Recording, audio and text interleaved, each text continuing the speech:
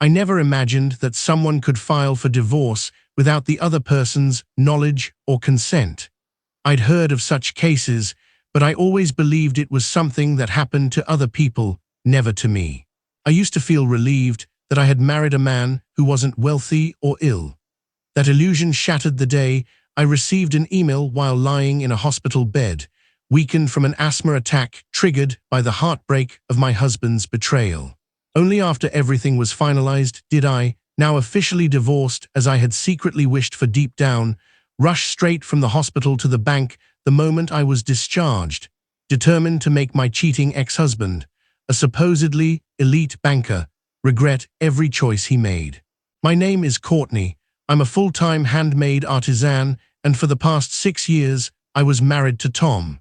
We met as co-workers at the same bank and fell in love quickly. For years, we were genuinely happy. But around 6 months ago, cracks appeared. Tom started staying out late, became inseparable from his phone, and whenever it rang at home, he would step outside and talk in the car. Suspicious, I finally hired a private investigators. It cost a fortune, but I needed the truth. A month later, the report arrived. Tom was having an affair with Michelle, a young teller who worked at the same branch. She knew perfectly well he was married, yet she pursued him aggressively. The file contained photos of them checking into hotels, kissing in public, and laughing over romantic dinners. I couldn't let him go. I convinced myself it was just a temporary lapse, that he would come to his senses and choose me again. Desperate to win him back, I changed my hairstyle, started wearing makeup every day, cooked elaborate meals, and forced a smile no matter how much it hurt. None of it worked. He barely touched the food I prepared and grew more distant by the day. The stress was crushing me. One evening, I finally broke the silence. "You've been getting a lot of calls lately," I said gently. "Is work really that hectic?" He smirked. "You quit the bank after only 2 years to marry me, remember? You wouldn't understand. It's peak season. Meanwhile, you sit at home all day playing with crafts. Easy life, huh?" I was stunned. The Tom I married used to admire my creations and stay up with me when I worked late. He never mocked my income. "I take my work seriously," I answered, voice shaking. "It's not a hobby. I'm sure you make pocket money," he laughed coldly. "But let's be real, I pay more than half of every bill so you can live comfortably. A woman with no real earning power wouldn't need that.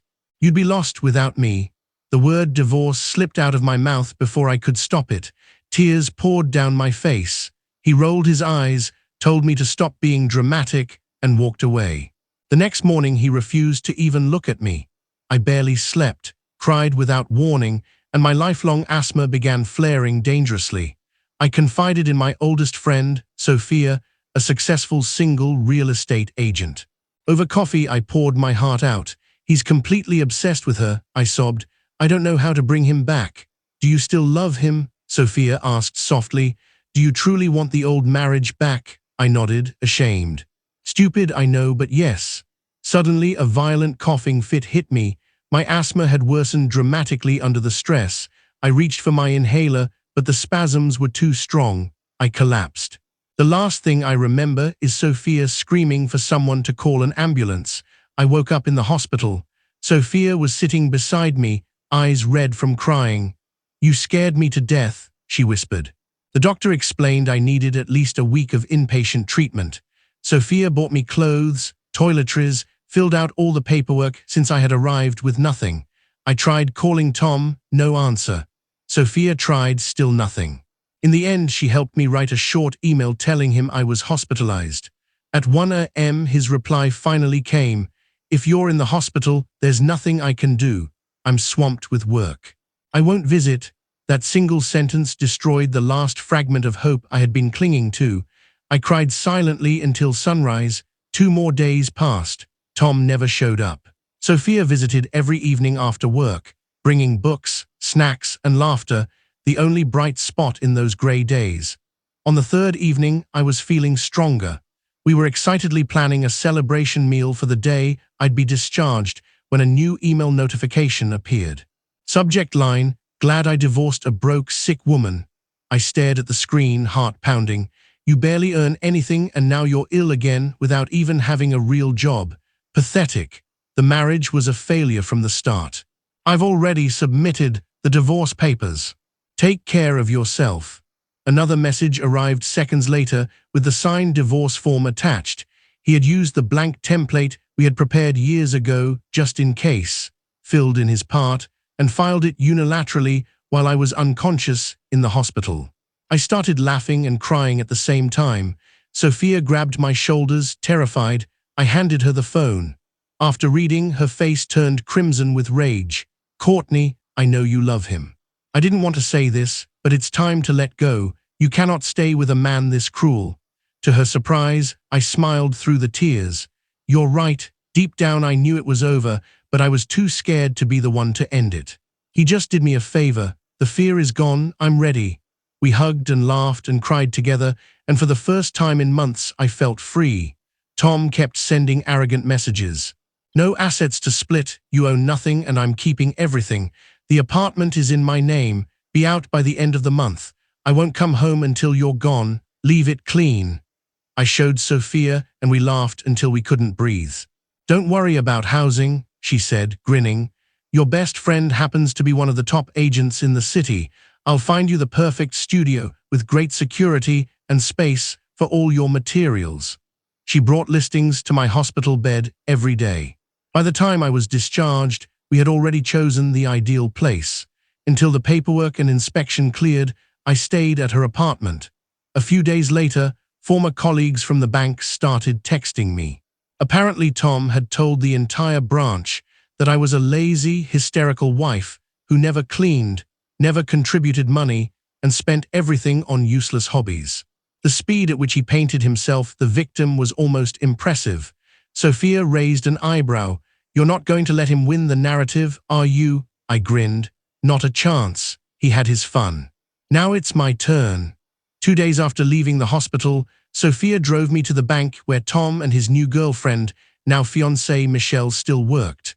I walked in calmly, took a number, and waited. When my turn came, I was deliberately called to Michelle's window. She greeted me with the standard polite smile. "Good morning, how can I help you today?" I smiled back sweetly and said, loud enough for the entire lobby to hear, "I'd like to close every single salary account belonging to my company's 800 employees, effective immediately." Gasps and whispers rippled through the hall. Tom, who had been at his desk in the back, whipped around, face draining of color. Michelle stammered, "E800 accounts?" "Yes, all of them. Here is the corporate documentation and authorization." I slid the thick folder across the counter. Tom rushed over. "Courtney, what the hell are you doing?" I looked at him coolly. "Exactly what I said. I own a handmade goods company. I'm the president and majority shareholder. I have been the entire time we were married. I simply never told you because you enjoyed mocking failed artists so much, and I didn't want to bruise your ego. Turns out I earn roughly 4 times your salary." Michelle's mouth hung open. She whispered, "You're the ex-wife?" "Correct. Please process the closures quickly." At that moment, the branch manager, Mr. Johnson, my former boss and mentor from when I worked there, walked out of his office. "Courtney, good to see you looking well." He smiled warmly, then noticed the scene. His expression hardened. "Why don't we continue this conversation upstairs? You two," he pointed at Tom and Michelle, "come with us." Upstairs in the private meeting room, Mr. Johnson listened quietly as I handed him the detective's report, hundreds of pages of photos, hotel receipts, text messages. Tom tried to interrupt with excuses. Michelle burst into theatrical tears, claiming she had only comforted him after I supposedly made his life miserable. Mr. Johnson silenced them both with one icy glare. "I trained Courtney myself. She was the most meticulous, responsible employee I ever had. She brought homemade lunch every single day, kept her desk spotless, and never once raised her voice. So this story about a lazy, hysterical wife who doesn't clean or cook, absolute nonsense." He turned the pages slowly, face growing darker with every photograph. Finally, he closed the file. "An affair is bad enough. Conducting it with a subordinate, lying to the entire branch, and then causing the bank to lose 800 corporate salary accounts, one of our largest relationships, because of your personal recklessness. You leave me no choice." Within a week, Both Tom and Michelle were fired for gross misconduct. They quickly burned through savings. Michelle left him. Tom began sending me pathetic messages begging to get back together, promising he had learned his lesson. I forwarded everyone to Sophia so we could laugh over wine. I sued for appropriate settlement and emotional damages. Because the company had always been solely in my name and founded before the marriage, he received nothing, not 1 cent. Looking back, the whole ordeal was painful, but the freedom on the other side is indescribable. I have money, peace, supportive friends, and a thriving business. Sometimes I almost wish I had left sooner. Life is too short to waste on people who don't value you. From now on, I choose me.